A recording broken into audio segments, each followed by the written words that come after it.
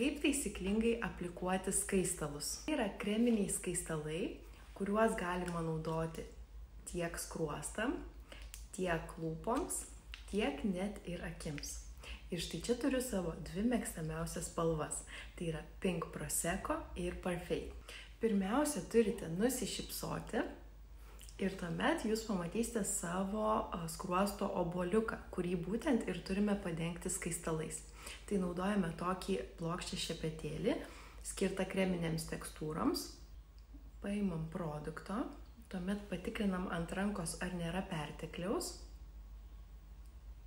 ir aplikuojam ant skruosto.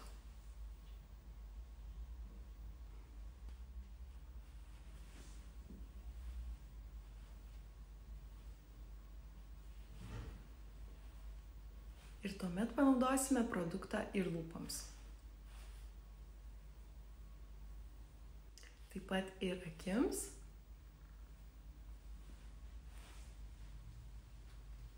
Naudodami tą pačią priemonę tiek skruostam, tiek lūpoms, tiek akims, mes sukūrime organiškai atrodantį įvaizdį, kuris yra ypatingai madingas paskutiniuoju metu.